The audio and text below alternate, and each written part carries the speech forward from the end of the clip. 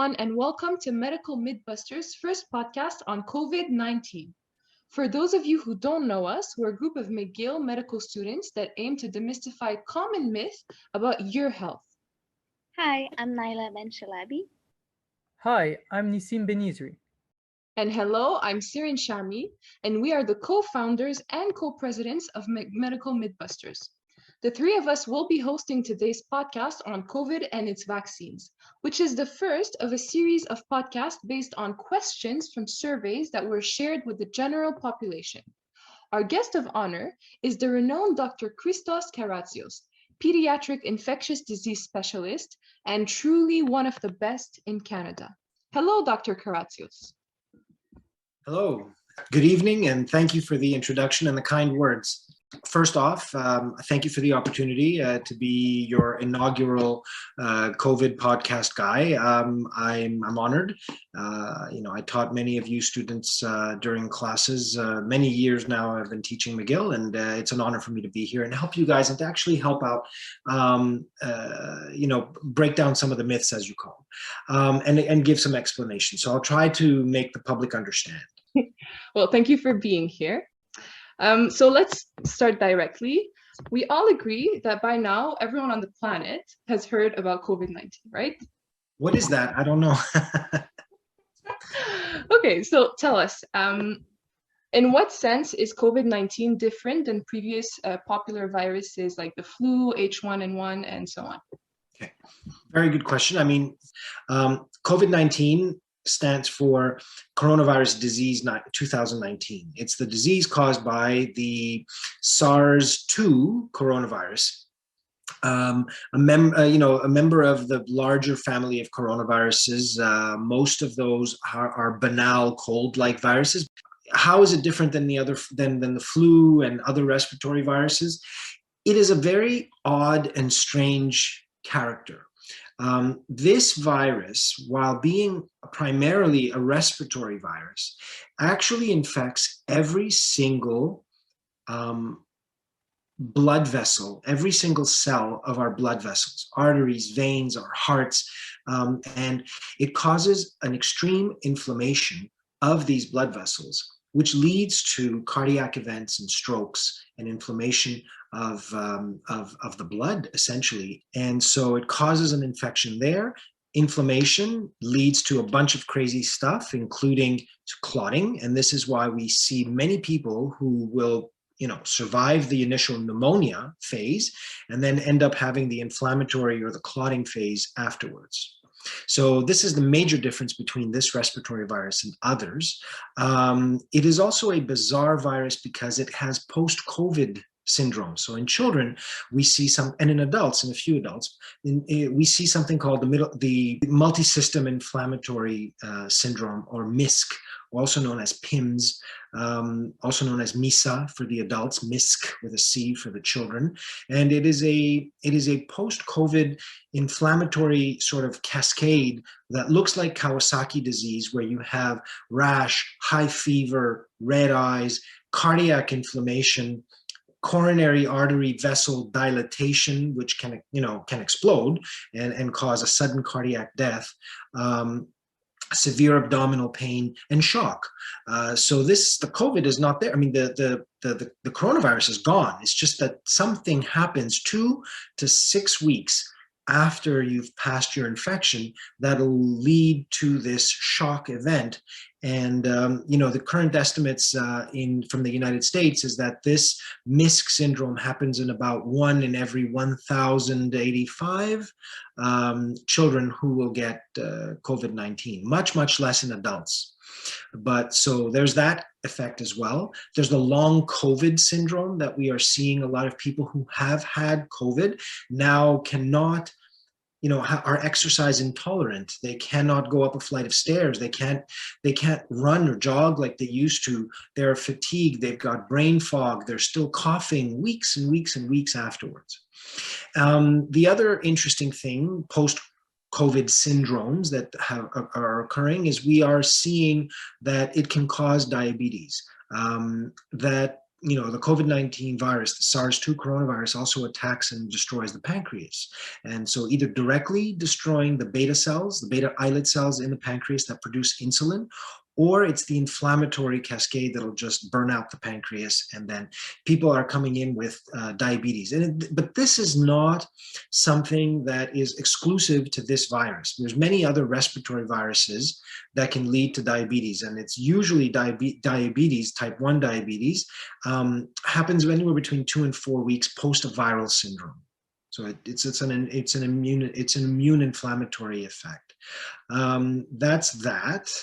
What else? Between the flu and this, I think we cannot make that distinction, that we cannot make the assumption that they're the same. Many people in the beginning of the pandemic, people who had their own reasons not to want this pandemic to happen, not to lock down, not to have mitigation strategies. We're saying, well, this is just a simple flu. Well, no, it isn't.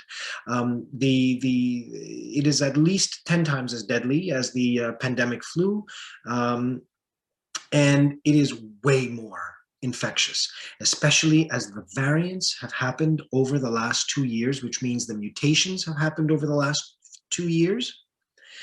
It has become much, much more. It has learned to become stickier to our respiratory cells. And so if it used to be that we needed an X amount of viruses to infect someone, now you need a very small X amount of viruses. So it has become more and more airborne transmissible.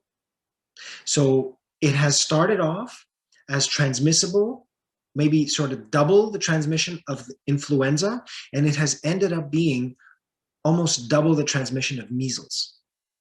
It is one of the most infectious respiratory viruses that we have seen over the, over any history of infectious diseases. So many differences there. So you would agree, I guess, with your answer that the fear of COVID is not exaggerated at all? Not at all. I mean, I think that people who sit there and say, oh, you may have seen it in the news, and it usually comes from the certain fringe element of society that are like, it's a 99.7% survival rate. What they're not understanding is that, sure, that's a good survival rate if you are in the right group, but if you so happen to be elderly, over 60 years old, have comorbidities, then you're pregnant, then the survivability drops to like 80%. I mean, that's significant. A 20% mortality in that age group is quite significant. You cannot say it's a 99.7% survival rate without making it clear that, sure, there are certain age groups and certain risk groups that are not going to do well with this virus. Plus, the other thing that they're not telling you, or these people that are saying, oh, it's a 99% survival rate, sure, but that's fine if you're dealing with 100 cases. But if you're dealing with 1 billion cases, 99%, what's 1% of 1 billion? Right? Isn't it 1 million? Or is it, wait a second, let's do this. 1 billion, that's 1, 2, 3, 4, 5, 6, 7, 8, 9 zeros. Remove 2 zeros from that, right? And you've got 7 zeros. So that is 10 million. 10 million people to die in 1 year from one infection. That means these 10 million people require hospitalizations. How many hospital beds exist? There's not many countries that are 1 billion, right? So we're talking about India, you're talking about China. But let's bring it down even more, right? A country of 1 million people, 1% of 1 million. So you got 6 zeros minus 2 to make it 1%, 2 zeros. And you're dealing with 10,000 deaths. That means you need, at one point, 10,000 ICU beds or hospitalizations. We don't have that. So this is why the fear is not exaggerated. It is one of the largest, biggest, and most broad pandemics that we have seen in the history of pandemics. And so I think it's a little bit irresponsible for people to say, oh, it's flippantly say, oh, it's 99%. And then what did I tell you guys before? Sure, you're going to survive it. Are you going to be okay? Are you going to be one of those 1 in 1,000 children that has MISC and ends up in the ICU because their coronary arteries are dilated and they're about to explode, or they've got cardiac shock? Are you going to be one of the 5 to 10% of people who have long COVID? Or maybe about the 10 to 15% of the people who will develop diabetes over the next few years? Where is this pandemic of diabetes people? Where is this pandemic of people who can't go to work because they cannot function? So, it's the post-infectious effects that people have to realize are also going to cause a strain on our healthcare resources and our economy over the next few years. Very interesting. Thank you. Okay, so now that's the most important question of all our podcasts. How do we actually, from a Greek person, right? How do we actually pronounce Omicron? You may have seen the meme of the guys that are all snobby looking down saying, this is how Greeks look at everybody when they're trying to pronounce it. Omicron. It's pronounced Omicron. It's not Omicron. It's not Omicron. It's Omicron. Great. All jokes aside, how did we end up with Omicron? Like, is there a reason that got us to this variant? Yeah, so we're not 100% certain yet, but it probably arose from a mutation in somebody who was, or many mutations. I mean, this one has 32, right? But it probably arose over time in one or a few closely knit people who were harboring the virus for a very long time in their respiratory epithelium. This is how the previous variants happened. We know that the Alpha variant, which was the one that usually was called the UK or the Kent variant or mutant, a year ago, actually arose in an immunosuppressed individual who ended up getting polyclonal antibody treatment, and so didn't get rid of the virus with these polyclonal antibodies. They put a stress on the virus. The person could not clear the virus because he was immunosuppressed for over 28 days. So what arose from that individual was a clone that was super transmissible, but mutated, right? Obviously. So the same thing, the idea is the same with the Omicron. The difference is that it doesn't seem to have been a natural progression of infection from alpha, beta, gamma, down. It happened sort of independently of these guys, the previous variants. And it was first recognized in Botswana, even though we saw the South African peak up. It was probably from a traveler returning from Botswana. It's not very far from South Africa. And probably the original Omicron arose in an HIV positive individual who couldn't clear the virus, despite, whatever they were giving, or maybe not, maybe the person was just sick and grumbling along. And that's how it probably arose. There's this myth that people feel that vaccinated people are the ones that are the drivers of mutants because, and this is simply BS. Yes, vaccinated people can get infected because the vaccines are not 100%, right? They're like, at best, when we had alpha, beta, gamma, delta, blah, blah, blah, they were about 90% effective. So it means that 10% of the vaccinated people could still get sick, but the vast majority were not really sick. Let's say that the viral load is equal between vaccinated and unvaccinated people. The vaccinated people actually get rid of it faster. Days as compared to weeks. So the time it takes for a mutant to develop cannot happen in somebody who's been previously vaccinated, because they'll get rid of it. Now, is that an absolute 100%? No. It's possible, but it's improbable when you are comparing an unvaccinated person who is harboring the virus and is infectious for up to 14 days and maybe even up to 21 days if they're really sick. And if they're immune suppressed, up to 28 days.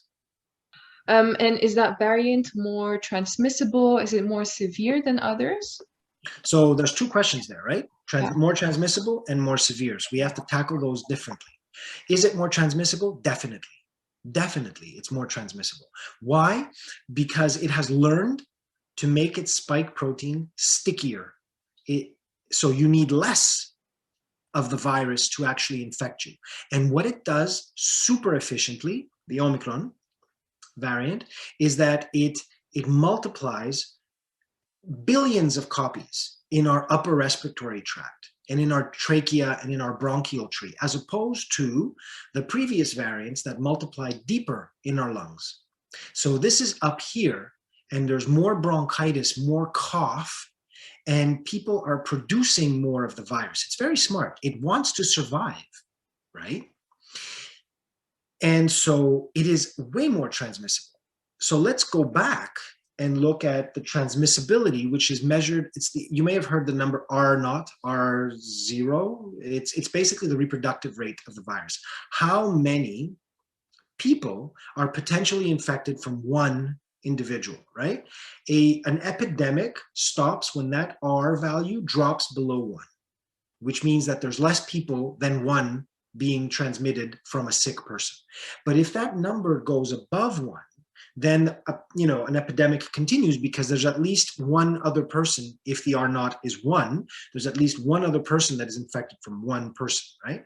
So the original SARS ancestral Wuhan strain, 2019, had an R0 of about 2 to 3, let's say 2.5.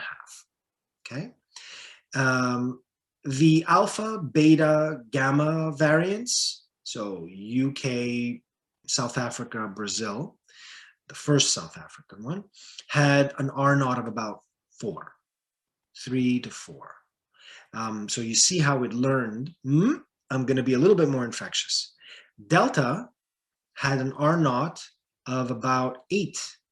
And that's close to chickenpox. And we know, and the higher the R0 makes you think that it's more efficient at transmitting via the airborne route. Because if one person can infect 8 others, they're not making out with 8 other people.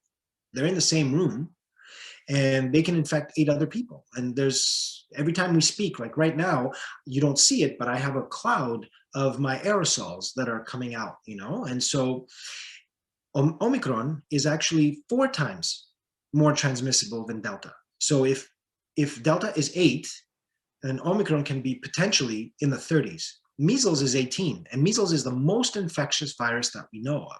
So this is actually trumping it when we're dealing with that. And this is why you're seeing vertical straight lines of cases. Like once it gets into a population, the cases explode vertically.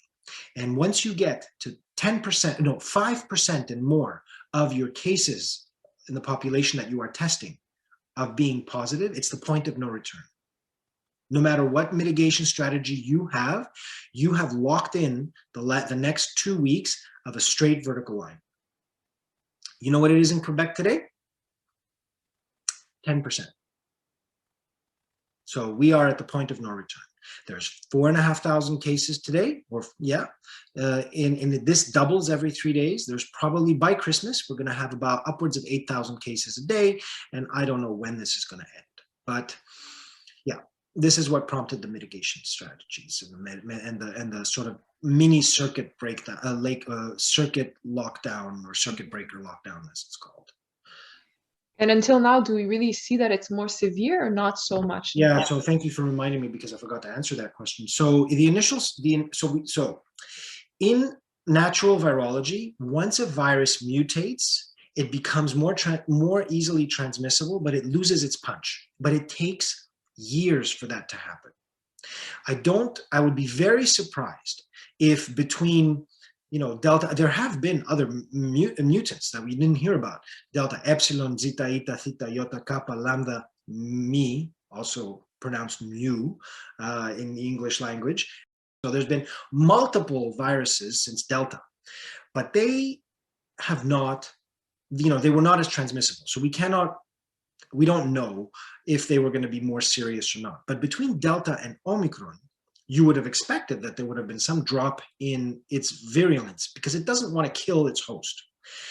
And initially, and this is where the mistake happened with North America and Europe, the numbers or the data coming out of South Africa, the Gauteng province in South Africa, where you saw the first Omicron wave, they're on their way down, the inflection. So it made a lot of people sick and it went down, and the hospitalizations have come down too. You can't, and this, everyone's saying, oh, it's a mild disease.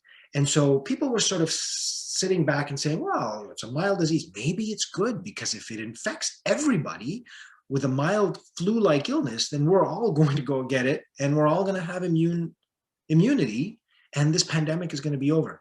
But then the data started coming out of Denmark, and the data started coming out of the UK, where hospitalizations were actually equal in percentage. The numbers are not as big, and they're rising, but they're not as big as the Delta, but they are on their way up, and it will replace Delta.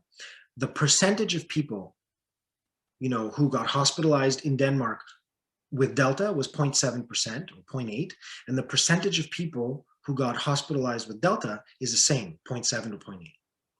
So we're starting to, no, we don't want this to happen, because if this is gonna be as deadly or as virulent as Delta, but way more infectious, there's going to be tons of people that are going to be, and just the sheer number of people that are going to be infected and getting into hospitals is going to be terrible. So this is, as we say, the proverbial hit the fan, and yeah, people are, locking down all over Europe. Canada is going to do this. I mean, Quebec did it today. Ontario followed suit. And unfortunately, I don't know what's going to happen with the United States, because I have a different culture, and I don't know what the president there is going to say. There's a very large population, including here, that are just fed up. And unfortunately, there's going to be a lot of hurt over the next 2 weeks. Even if Omicron lost about half of its punch, even if it lost 75% of its punch, just the fact that it's the sheer number of people that are going to be infected is going to be very high. And you're going to ask me, why is South Africa different than Denmark and the UK? You cannot compare. And I've been yelling, and my colleagues have been yelling at, privately and publicly, to the government over the last few days, saying, what are you guys doing? This is dangerous. You cannot compare that. Don't go out and tell people that it's mild disease and it's a mild virus, because you cannot compare South Africa, that has 15% of its population above 60 years old, and the Northern European countries and Canada or the United States, that has 20-30% of its population being above 60 years old. Then South Africa, they had the Beta variant, they had the Delta variant that just tore right through the country because they had no vaccines. Well, 20% of the population. South Africa is the most vaccinated country in Africa. You cannot, you can't say Botswana, no. Other countries like zero. So it went right through the whole population. They have natural immunity, if you want to call it, more broad immunity, because they've seen this variant and that variant and that variant. And if they were vaccinated, 20% of them in South Africa, great. That's great too, right? But we, as a population, have not had this huge, even though you do see it, but the numbers were not there when you compare it to the other countries that have not been vaccinated before. So we don't have a broad immunity yet. And we were vaccinated with vaccines that were excellent up until Omicron. And so these vaccines now have lost their efficacy. So this is where we are afraid that something terrible is going to happen. So you cannot compare these populations. You got to compare apples with apples, not apples with oranges. That's a long answer, but I hope it makes clear. Yes, totally. So, Doc, this podcast wouldn't be complete if we don't ask about vaccines. And we received a lot of questions on it. Yeah. So, as you probably know, some people were worried about getting vaccinated for COVID, mostly because of the fear of harmful side effects, especially since the vaccine was produced in a shorter period of time. Quickly, what are the most common side effects of the vaccines that we know now? Fever and arm pain, or arm pain and fever, and fatigue. That's it. Just like any other vaccine, when you're revving up your immune system, when you anger your immune system, and you want to anger your immune system so you can create a memory and have, protection later on in life. The more you anger your immune system, the better it is. So, I'm kind of happy when I see somebody who's got arm pain and a bit of fever and, whatever, and fatigue. I mean, I was out after my first dose of Pfizer. I was passed out. I was fatigued. I had to go home and go to sleep. After a few hours, I'm like, I can't ignore this, and I had arm pain. The second dose, I had a migraine for 3 days and abdominal cramps and diarrhea. It was too much information, but whatever. I mean, this is it. And then I had my Moderna vaccine. I mixed and matched. It's good to do that. And Moderna seems to have slightly better boosting capability, and the data have come out when compared to Pfizer. They're all great, right? But sometimes an edge is an edge. So I had fatigue for a day, which is fine. I welcome this, right? So that's the most common side effect. And that doesn't happen to the majority of people. I mean, maybe arm pain will, but some people might not have any reaction. These are the most common side effects. And unfortunately, people have, usually from the anti-vaccine camp, and they're going to sniff out anything that happens, even at a rate of 1 in a million, and just make it into a huge deal. So there are more serious side effects. If you'd like to talk about those, we have to talk about that. Can we address that?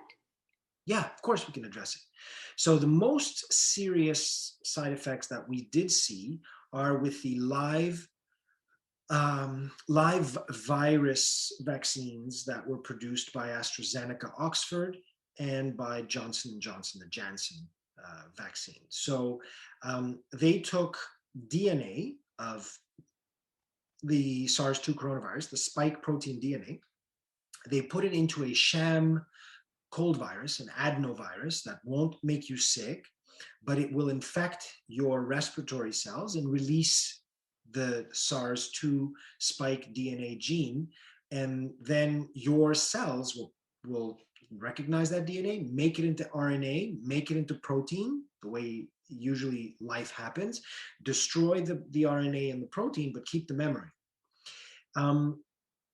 Those vaccines started to show clotting, and there were some, deadly clots. I mean, there was people who developed pretty bad clots. Those were not the type of clots that you see in people who have heart attacks or strokes, or, who are on the birth control pill, or who've got, a lower limb injury and they get a deep vein thrombosis. This is not that kind of clot. This was an inflammatory clot that the immune system, and it happened within a month after getting these vaccines. It was very highly publicized, obviously, because there were people that died around the world. Not many. I mean, this was, if you compare the number of vaccines that were given, I mean, AstraZeneca, to me, was the vaccine of the world, because it's a cheap vaccine. It was highly effective for all variants except for Omicron. It was highly effective for all the variants, and it actually saved India. I mean, you saw that India had a huge Delta wave crash, and then it just went down. AstraZeneca saved the UK from the beta variant, from the alpha variant, sorry, and from Delta. It actually saved the UK. You saw that decoupling of cases and hospitalizations or death. So, I mean, it was a good vaccine, but it had this 1 in 25,000 chance of getting a clot that was inflammatory. What does that mean? Platelets would aggregate together, so it caused a clot, but then they would be removed by the immune system because it doesn't like it when things clot in your blood, and then you would bleed.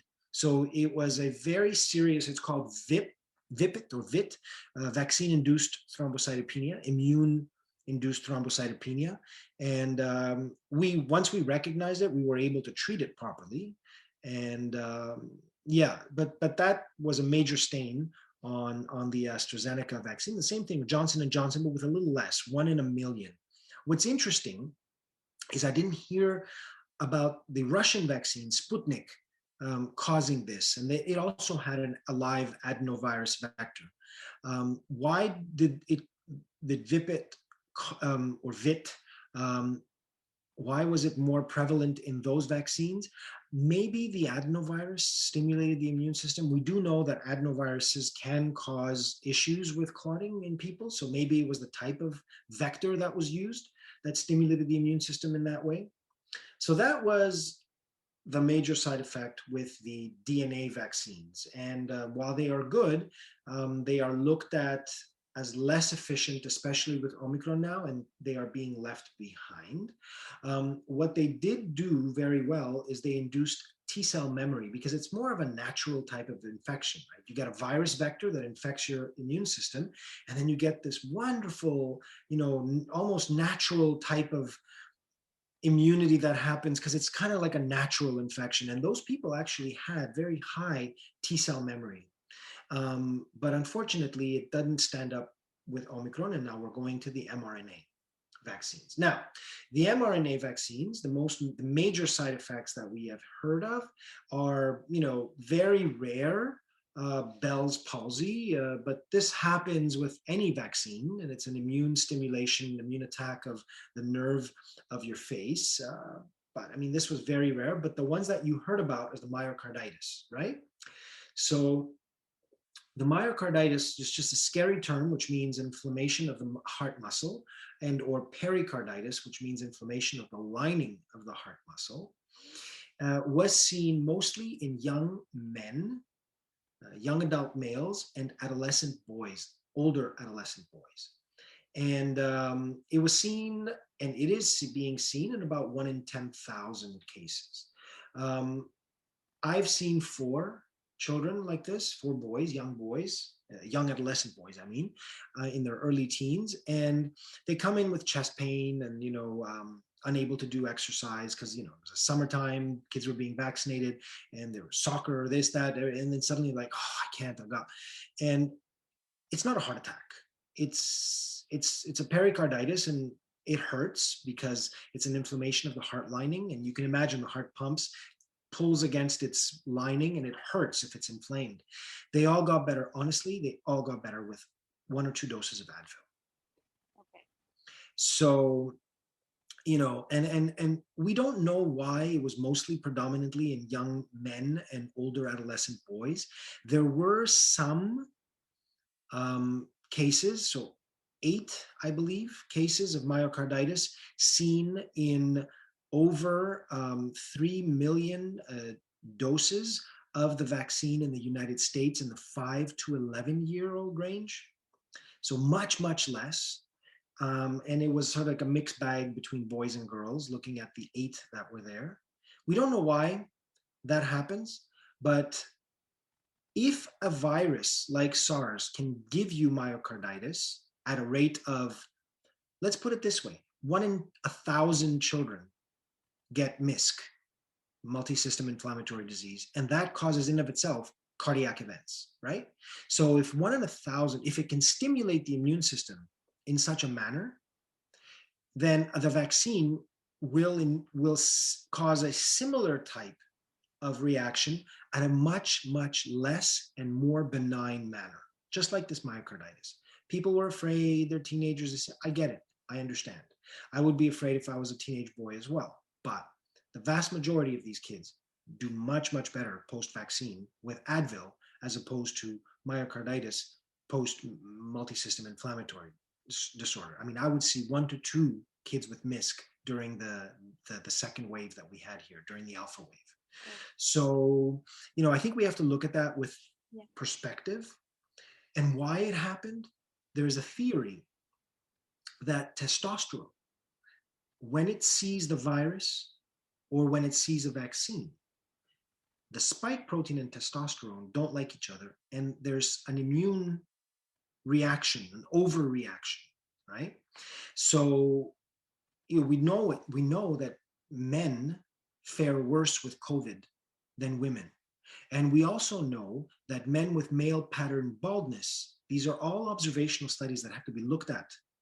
But men with male pattern baldness, which is related to higher testosterone, et cetera, fared worse with COVID-19. So there seems to be something about men, testosterone, and COVID-19. There are studies that have shown that fetuses, pregnant women who carry male fetuses and they get COVID-19, the male fetus and the placenta has more clots and more problems than the female fetus. So there seems to be something about the male sex that gives a problem with COVID-19 and inflammation. So the same thing with the vaccine, and it makes sense because adolescent boys and young men are raging with testosterone when compared to older men and younger kids and women. So this is why, that's all I have to say about the myocarditis. Another question that we got was, how do we know that major side effects won't show up 30 years from now? We don't know. But in the history of vaccines, there have not been any side effects after 6 weeks.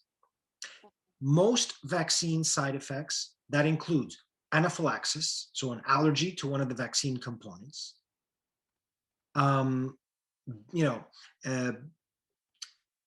myocarditis and clotting and all this kind of stuff, happens within like 2 days to a week after, right?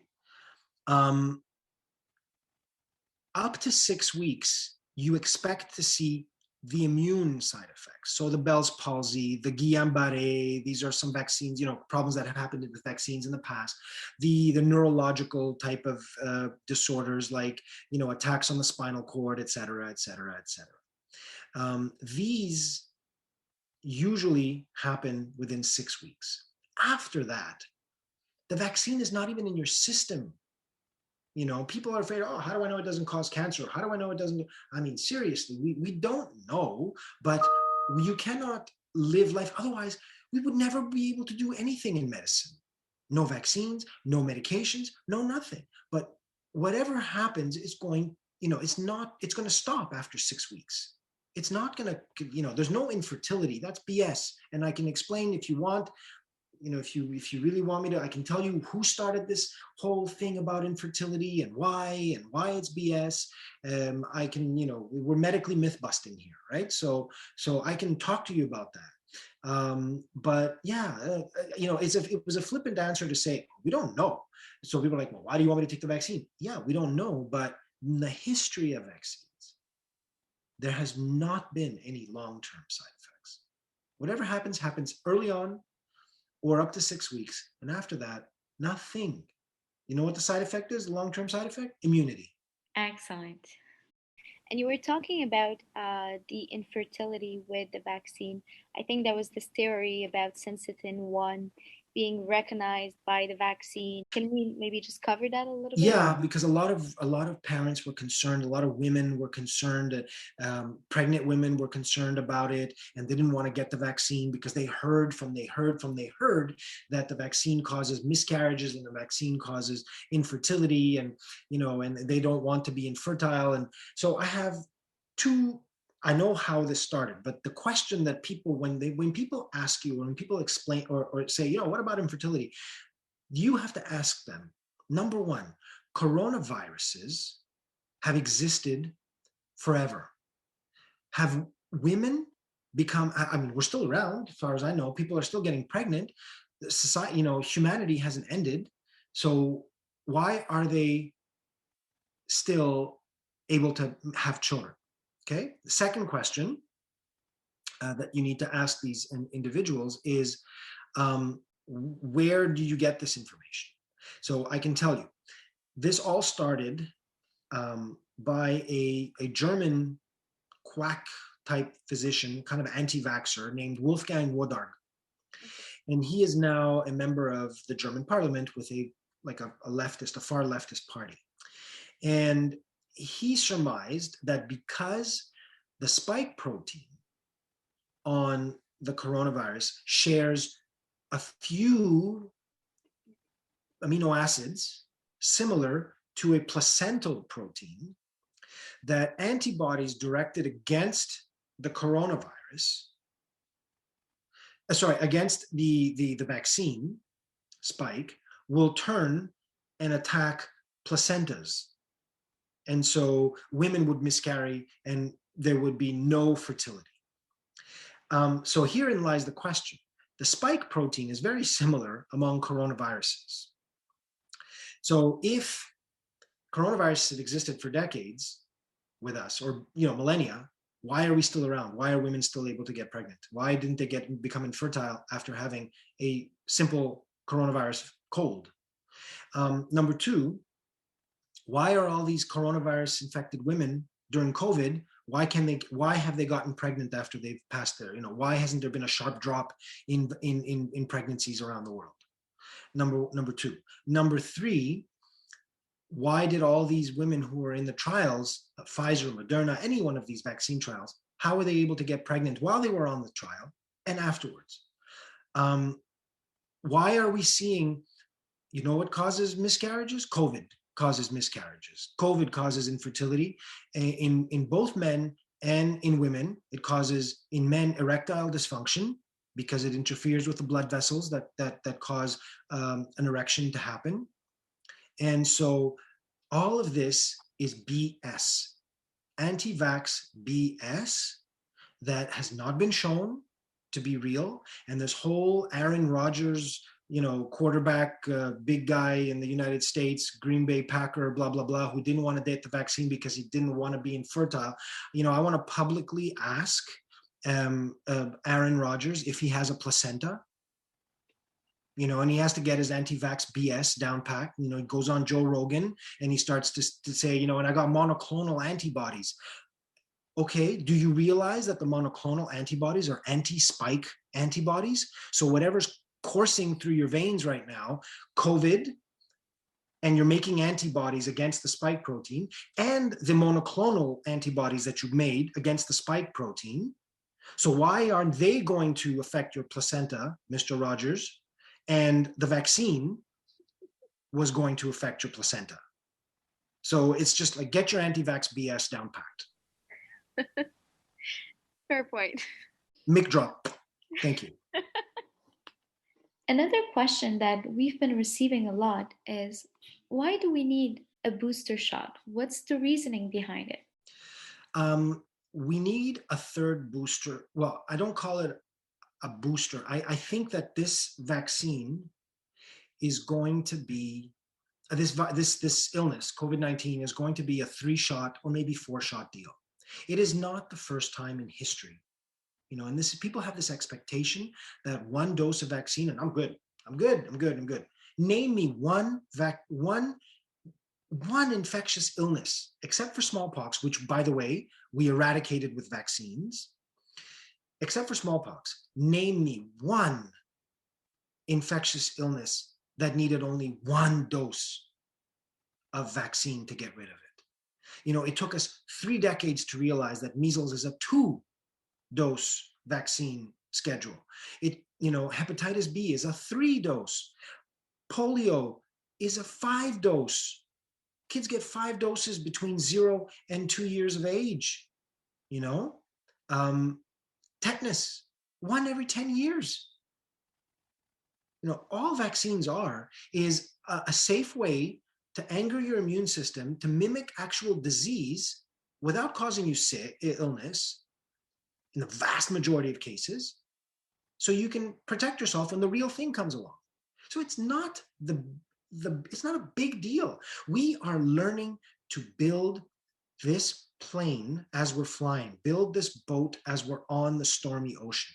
Give us a break when we say, we're not sure. We might actually need 3 doses. We might actually need 4. I don't know. Right now, we need a booster because the first 2 doses were good enough for about 6-7 months.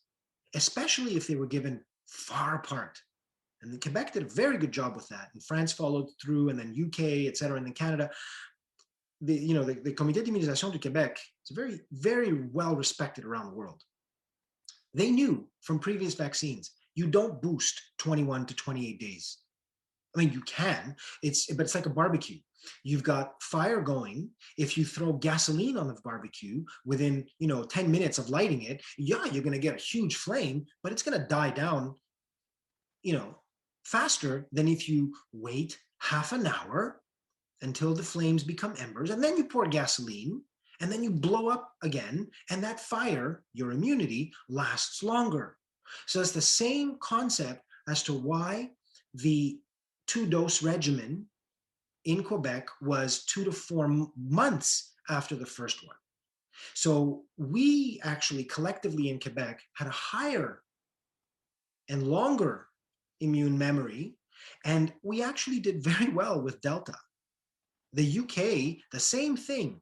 The hospitalizations and the deaths were decoupled in those people who actually waited 2 months to 4 months to get their vaccine.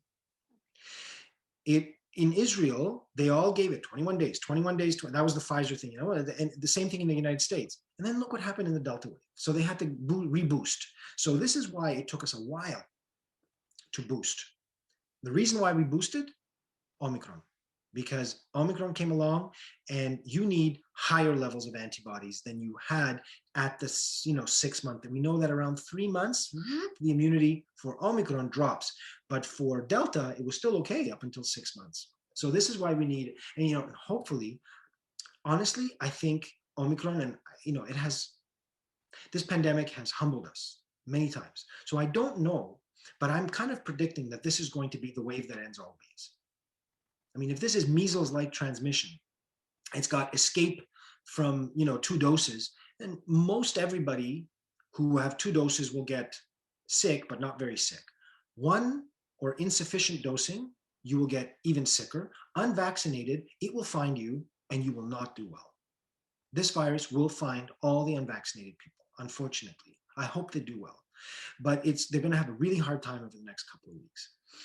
3 doses, you might do okay or get mild symptoms. And this is where I predict this is going to happen. We may not need an Omicron variant vaccine. We'll have to see. But for now, we do need our 3rd dose to get over this wave. And I do feel that, the Quebec government has to open it up to all people who want to get their 3rd dose. Right now, it's mostly like the higher risk groups, and they're kind of waiting for more vaccine and vaccinators, honestly. And possibly our levels in the community of antibodies and immunity is much higher compared to like Ontario, for instance, because we actually waited 4 months. Now, people are going to say, well, if I'm not vaccinated and I go in to get my vaccine now, do I have to wait 4 months or do I do it after 3 weeks? Good question, Mr. I waited too long to get my vaccine. You are not immune until you have 2 doses. So go the hell and get your 2nd dose within 21 to 28 days if you want to do well in January. You right now need immunity now. Who cares in about 3 to 4 months? Well, you need full immunity now. So get your 1st, get your 2nd, and if you're over 60 years old, you better get your 3rd 2 months after that. Speaking of this, would you say that people that have more severe reaction to the vaccine are actually having more protection? That is an excellent question. Intuitively, yes, right? We do know that people who have natural disease, infection with COVID, the ones that have been wiped out with it, like not dead, I'm talking about, ICU or quite sick, they have longer lasting immunity after this than the ones that have mild disease. They burn out their immunity faster, their memory. So it kind of makes sense that the vaccine should do the same thing. I haven't seen any of the data for that, but intuitively it makes sense. If you have more, for instance, I flippantly, jokingly tell all my colleagues, I was wiped out with these vaccines for a couple of days afterwards. Can you imagine if the real spike protein saw me? I don't know. Maybe I have high testosterone. I'm not bald, but can you imagine what would have happened? I don't know, right? Like, so this is why I do think that maybe the more reaction you have, the more you anger your immune system, the more memory you will get. But this has to be looked at better, and not just from the musings of Dr. Karatzios. Great, thank you. Yeah. How does all of this apply to people who got infected by COVID-19? For instance, does that change the number of doses they require?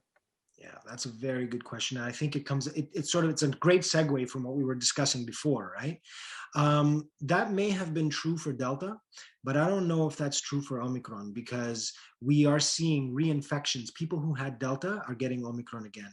South Africa, Denmark, we're seeing that. So it's a completely different beast than Delta. And so, maybe they don't get as sick, but they can transmit it and they can have the post-COVID stuff and et cetera, et cetera. So yeah, right now, Quebec is still considering having had one COVID infection as your primary dose, or whenever you had it as a dose. But I think that might change depending on the more data that we have. So I can't confidently answer that question right now. Is the immunity mounted against COVID-19 better following a natural infection than vaccination? So there's this famous Israeli study that's still stuck in the preprint phase, which means that the reviewers are still back and forth with that. There seems to be some problem with that study that showed, that looked at 3.5 million people and looked at natural infection being 17 times more effective, So the fact that it's been months and it still hasn't been published, I looked a couple of weeks ago, should tell you that there's a problem with that study. Because what has happened during this pandemic is people, even I can't tell you, but it's a rare vaccine side effect that I've seen. It's in a couple of kids, and it's multi-system inflammatory syndrome post-vaccine. There's 5 that I know of in the literature right now, over 8.5 billion doses given. So it's a very, very rare side effect. As I said, stimulates the immune system in a similar manner. We'll get kind of similar disease and rare compared to others. So there have been a few kids and some adults that had multi-system inflammatory syndrome post-vaccine. But I haven't put that up on a preprint, because what I want my reviewers that I submitted the article to actually look at it and critically appraise it. Problem with this pandemic is that people have put up, it's great to have a preprint, but you got to be sure that your preprint is not going to be torn apart. And there have been some mistakes that have happened, and preprints have been withdrawn. So that Israeli study that showed that natural immunity is better than vaccine immunity still has some problems, and I haven't seen it published yet. While natural immunity has more broad type, memory, including variants in there, the virus itself, the vaccine itself, can also induce some broad immunity, maybe not as much. I would say that, and the studies have shown that people who had COVID and then got boosted actually had a more mature type of immune reaction. But I don't want people to become complacent and say, I would rather get the virus than the vaccine, because you got to survive it, number one. And number two, you got to not have the long-term side effects. So I would rather get the vaccine and have like a day or two of malaise and an arm pain, and okay, I can't do a push-up that day, rather than end up having long COVID and I can't walk up the stairs, or have diabetes or something like that. Or if I'm a child, God forbid, multi-system inflammatory syndrome, which happens in 1 in 1,000 kids. Dr. Karatzios, about a year ago, we were told that if 60 to 70% of the population is vaccinated, we would finally reach this herd immunity. So very briefly, we would like you to explain to our audience what is herd immunity.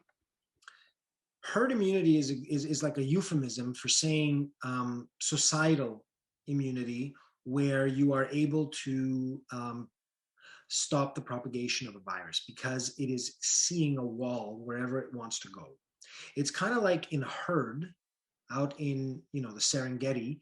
You've got the zebras that are being surrounded by lions. So what the zebras do is they take besides fleeing and going, what they do if they are trapped, animals do this, they put the vulnerable in the middle, and then they surround, elephants do that, and they surround the vulnerable in a circle, and they try to, when a predator tries to get to the vulnerable, the young, the sick, the elderly, the bulls, the men, and some really strong female animals also attack, and so they repel the predator, and that's herd immunity. So it's the same concept, and the predator here being an infectious illness, and the strong animals that are protecting the young and the elderly in the middle. Those are the vaccinated individuals. So what you want to do is you want to build this.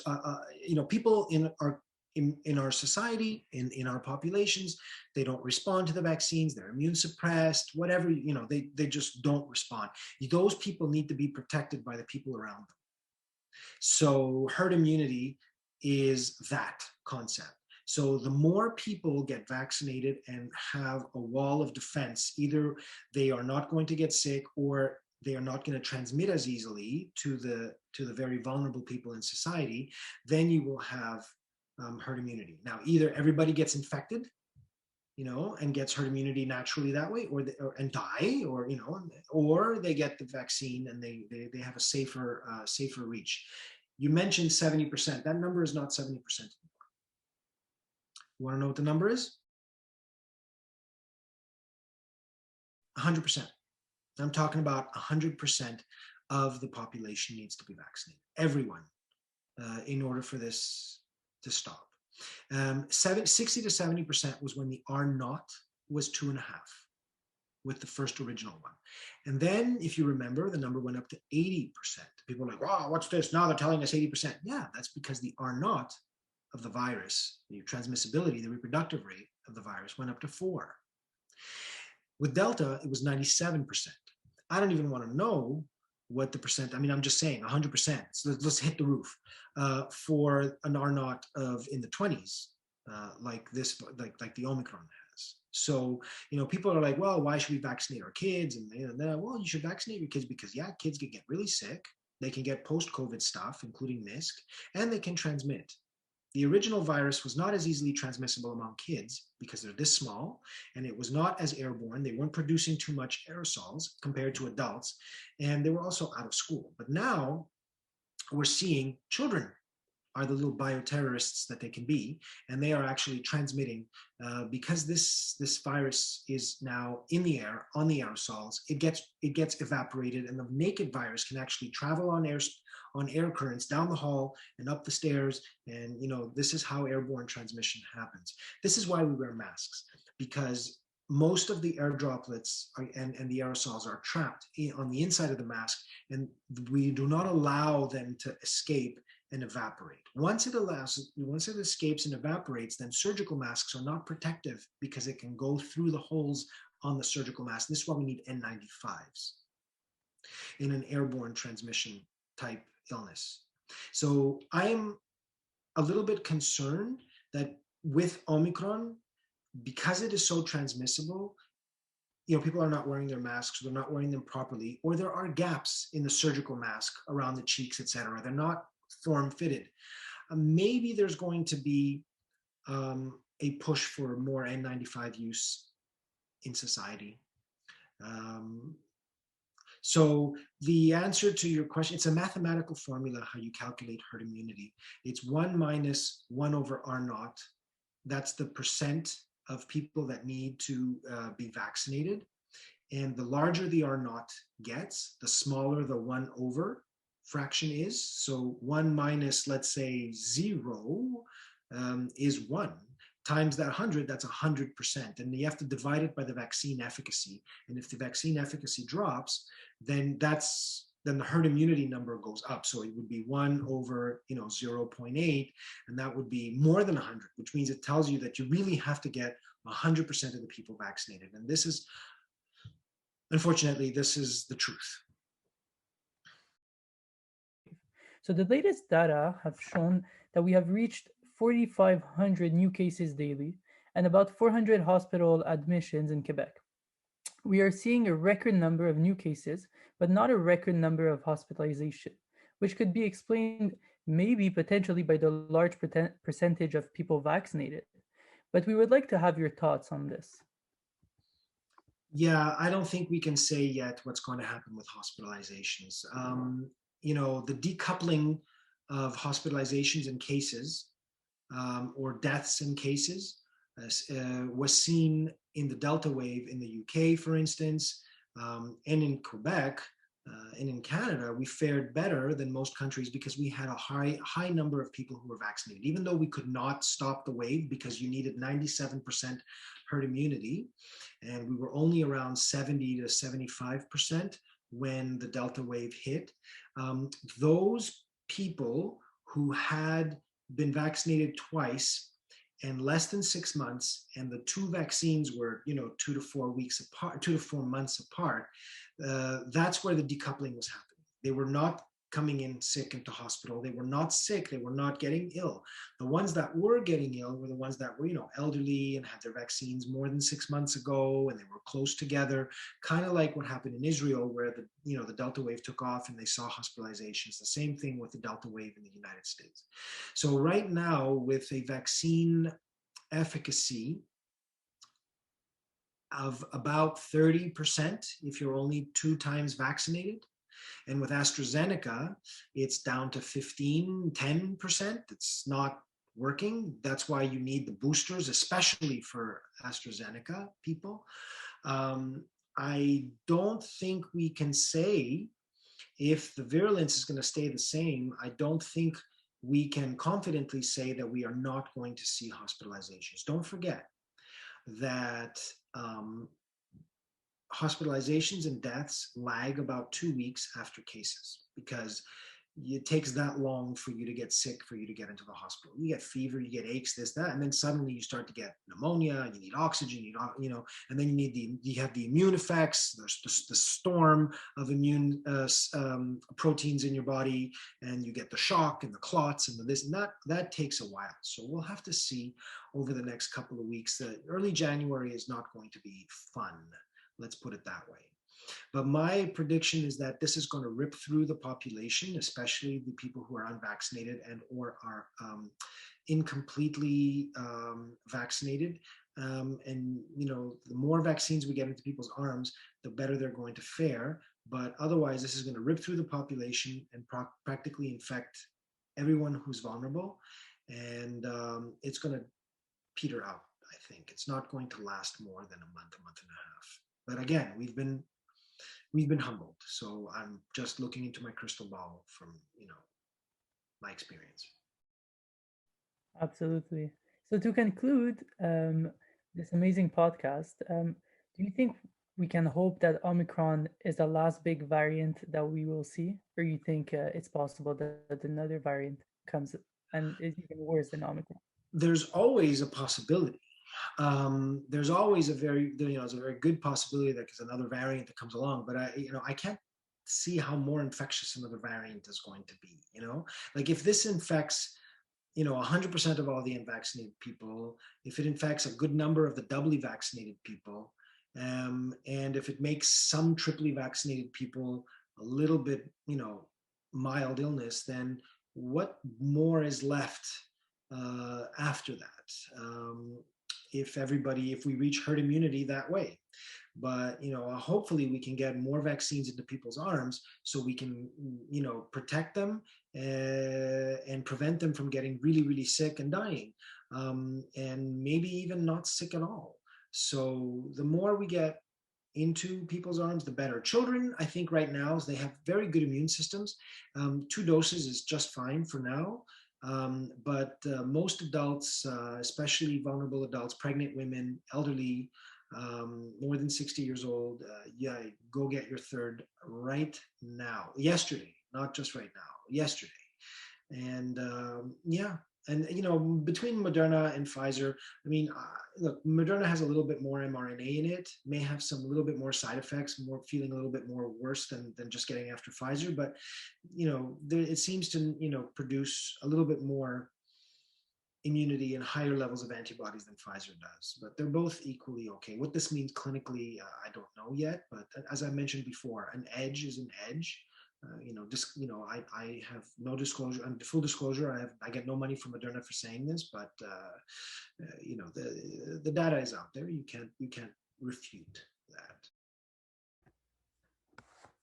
Wow, we truly feel that we were able to cover a lot of big questions on COVID-19 throughout this first podcast, and we are extremely grateful for the thorough answers. On that note, thank you so much, Dr. Karatzios, for taking the time to answer our questions. For our listeners out there, do not hesitate to share this podcast and what you've learned with your friends and family.